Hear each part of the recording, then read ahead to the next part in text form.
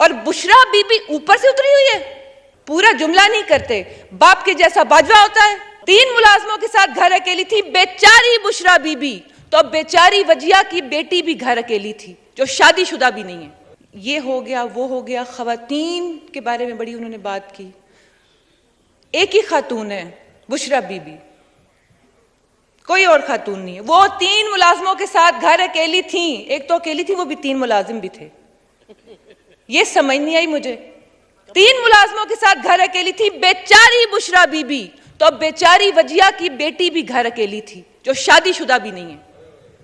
بیچاری نصرت پٹھان بھی تھی. ہم تو اللہ معاف کرے, ہم کیوں اپنے آپ کو بیچارہ بھی کہیں. میں بھی ہوں جن کے گھروں کے رات کو 2-2 بجے دروازے توڑے گئے. کھڑے ہو کے تقریر میں لیڈر صاحب کیا فرما رہے ہیں, معنی خیز جملے کس رہے ہیں ان کے ہسبینڈ کا نام لے کے, اور بشرا بی بی اوپر سے اتری ہوئی ہے. آپ کو خیال آ رہا ہے کہ پولیس نے یہ کر دیا وہ کر دیا. یہاں تو آپ کے اپنے ایم این ایز نے کیا, لاجز میں آ کے دروازے توڑے گئے. جہاں جہاں ہمارے گھر تھے ان کے دروازے توڑے گئے. آپ نے اپنے ورکروں کو اکسایا اور ان کو کہا ان کو, اور بچوں کی بات کرتے ہیں, کہتے ہیں کہ تم لوگوں کے بچوں سے کوئی شادیاں نہیں کرے گا. شادیاں تو ہوئی ہیں الحمدللہ, ہمارے 4-5 ایم این ایز کے بچوں کی بڑی دھوم دھام سے ہوئی ہیں. یہ اس لیول پہ آ کے بات کرتے ہیں. یہ کس منہ سے بات کرتے ہیں؟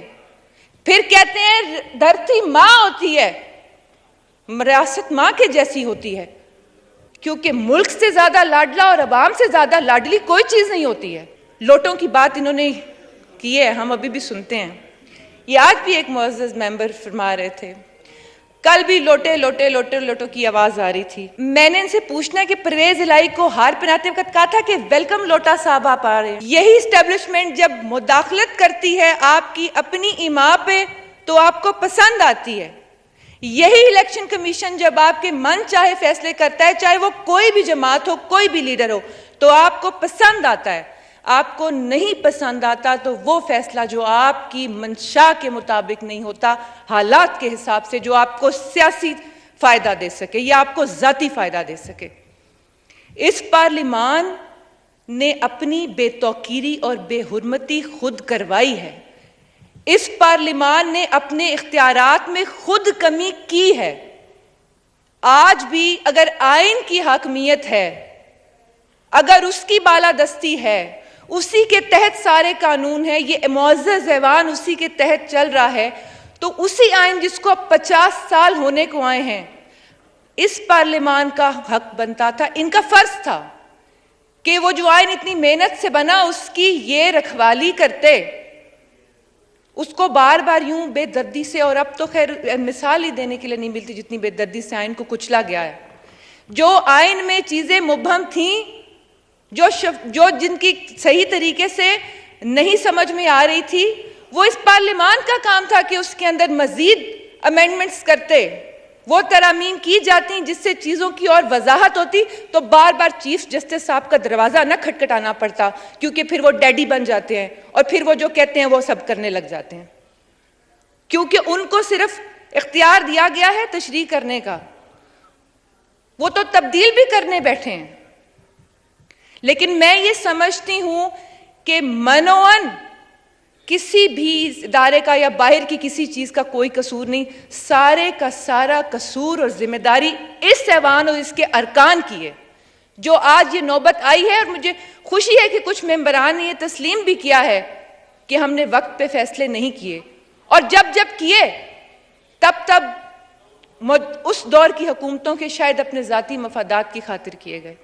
یہ وہ نافرمان ناحلف اولاد نکلی جو کہتی ہے کہ جنرل باجوہ نے اپنے حلف سے غداری کی. وہ بھول گئے کہ وہ جب 2013 میں بندے اکٹھے کر رہے تھے, بالخصوص 2018 کے الیکشنز میں جب ہوا سارا کچھ, وہ حلف سے غداری نہیں تھی. وہی آپ کو سب سے اچھے آرمی چیف لگتے تھے. ان بیچاروں نے کیا قصور آپ کے ساتھ کر دیا نیکی کر کے.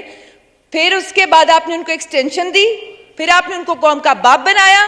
آپ کو نہیں 4.5 سال میں نظر آیا کہ وہ اپنے حلف سے غداری کر رہے ہیں, کیونکہ وہ آپ کو سپورٹ کر رہے تھے, آپ کی ہاں میں ہاں ملا رہے تھے, آپ کے لیے ساری جس طرح آپ نے فرمایا ہے, آپ یہ سب کچھ انہوں نے فرمایا, میرا ایک لفظ بھی نہیں ہے اس میں صرف دوہرا رہی ہوں.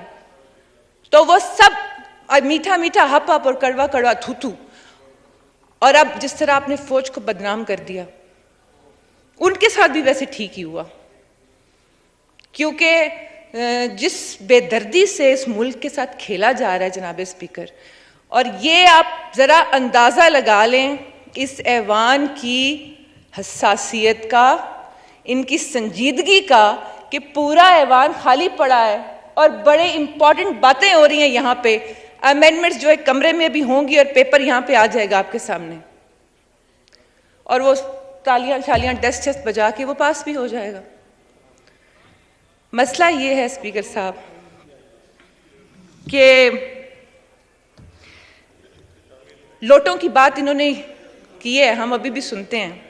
یہ آج بھی ایک معزز ممبر فرما رہے تھے, کل بھی لوٹے لوٹے لوٹے لوٹوں کی آواز آ رہی تھی.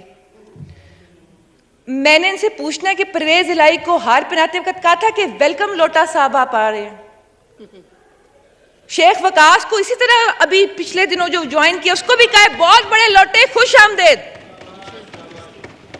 جمشید دستی بھی پھر وہ کتنا بڑا لوٹا ہوگا. یہ جو پی ٹی آئی میں آ رہے ہیں ڈرائی کلیننگ مشین سے نکل کے, یہ وہ بٹھی ہے جس میں وہ پلاسٹک پگھل جاتا ہے, لوٹے کی شیپ تبدیل ہو جاتی ہے اور وہ گلدان بن کے باہر نکل آتا ہے, اس کے اندر پھول بھی لگے ہوتے ہیں. نہیں, وہ لوٹے کی شکل چینج ہو جاتی ہے, وہ ریسائیکل ہوتے ہیں, وہ گلدان بنتے ہیں, اس میں سے پھول نکل رہے ہوتے ہیں, اور وہ ان کی جماعت میں سارے پھول آ جاتے ہیں, یہ گلدستہ بن جاتا ہے. اور یہ جو گلدستہ ہے, وہ جو لیڈر صاحب ہیں جو ماشاءاللہ, میں اس وقت کھڑے ہو کے میں پوری پاکستان تحریک انصاف کو چیلنج کرتی ہوں کہ وہ اپنے لیڈر کی کہی ہوئی ایک بات سچ ثابت کر دیں, صرف ایک, لمبی چوڑی نہیں, صرف ایک بات جناب اسپیکر وہ ثابت کر دیں.